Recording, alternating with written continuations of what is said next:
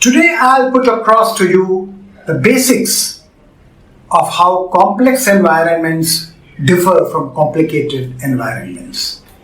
Believe me, if you are in any competitive business, in nation building, or are a soldier, you simply must know the difference.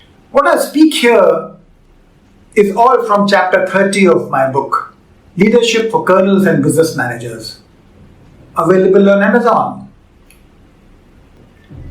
So let's start. Visualize the inside of the Big Ben clock or a missile system. There are wheels within wheels, electronic circuits within electronic circuits. Both look intimidating to the common man. However, they are not so to the expert. The expert knows that given enough time, he can repair it. This is so because all mechanical, electrical, and electronic parts follow rules of science. Every time you take X action, Y invariably happens. So the cause and effect relationships between elements of the situation are not visible to everybody. The expert can see them. And even when he can't do so, he knows that the relationship does exist. And given enough time and a good search engine, of course, he can find it.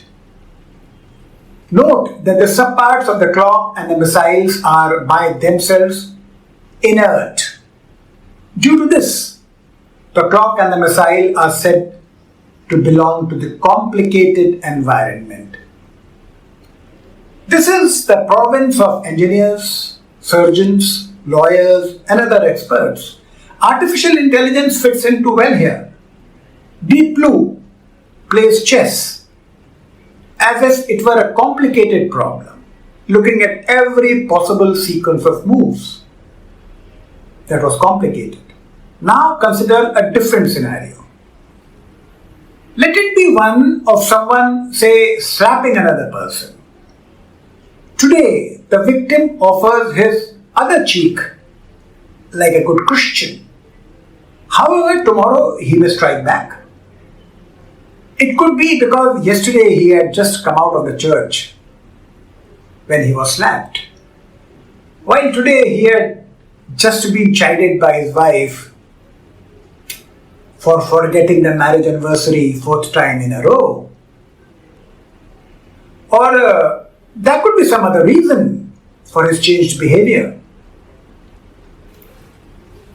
What is important to note here is that what worked yesterday may or may not work today. Every time you take the X action, Y may not happen. This is an example of complex environment, not complicated. Here, the subparts are not inert but dynamic. Change in one part of the environment causes ripples of change in the other part. A butterfly flapping wings in Texas can cause a tornado in Honolulu. In such conditions, the outcome of an action is unknowable. Because the cause and effect relationship, even though existing, cannot be perceived in real time. Complex systems, that is, battlefields, markets, ecosystems, corporate cultures, are impervious to a reductionist, take it apart and see how it works approach. Because your very actions change the situation in unpredictable ways. Complexity is coherent only in retrospect, with hindsight. For example, the malevolent lines leading to 9/11 are clear now, but it would have taken pure luck to see them beforehand. Now, let me illustrate this further with the help of a real story.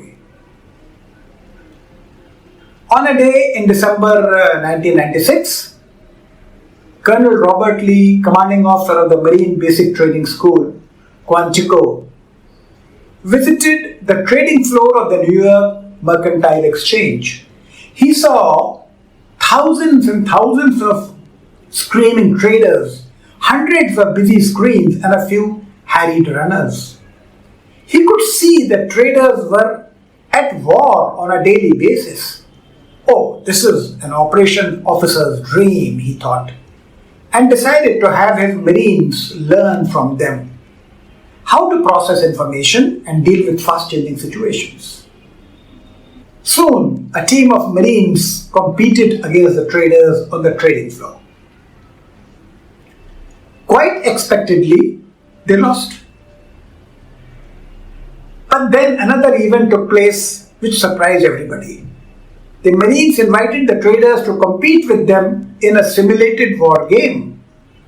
Quite unexpectedly, the traders won again.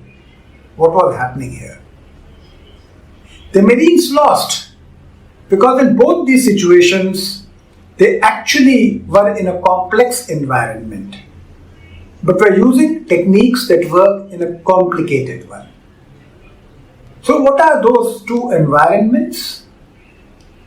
They're actually not two, but four. Simple, complicated, complex, and chaotic. So let's take them one by one. This is important. First is simple environment. Here the cause and effect relationships are clear. There are no unknowns, problems are well understood, and solutions evident. So the working algorithm is sense, categorize, respond. Then it's a complicated environment.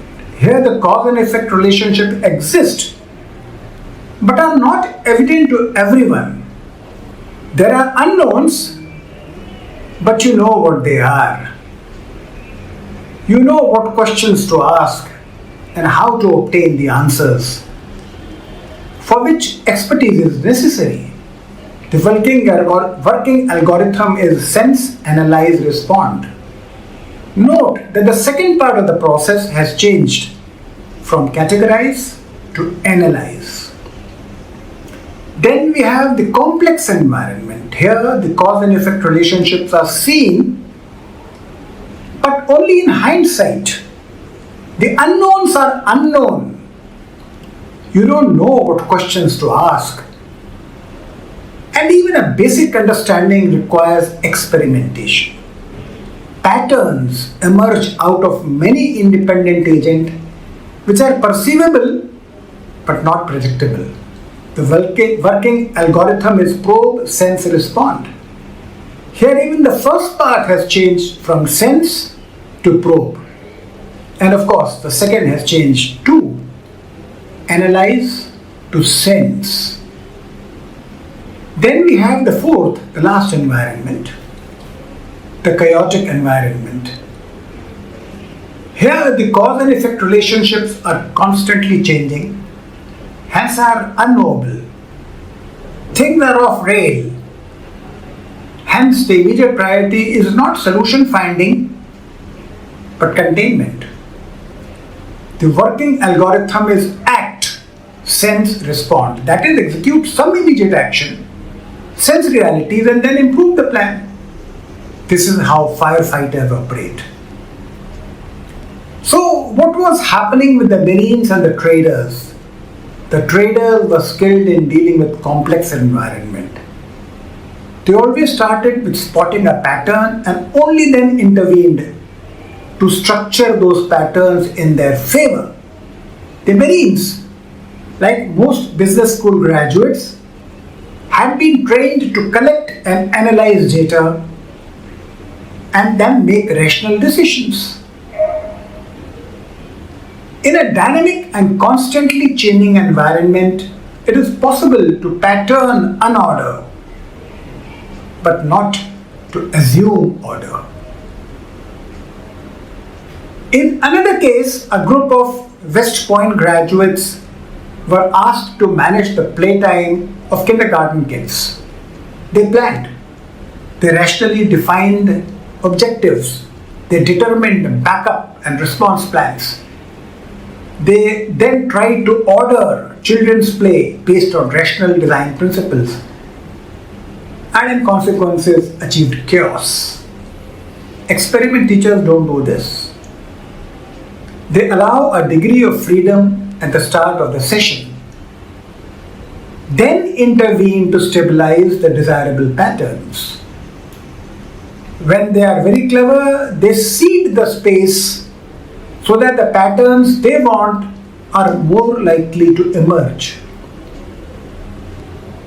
In yet another case, medical schools at Yale and Harvard have begun taking students to the art museums to increase their observation skills. The logic is that in today's world, a huge amount of medical information is available online. But learning to observe a patient is something that can't be memorized from a checklist. In complex environments, sensing is more important than responding. Warfighting and competitive business scenarios are mostly complex scenarios. Hence, sense, categorize, respond, and even sense, analyze, respond will never work. The only strategy that will work is probe, sense, respond.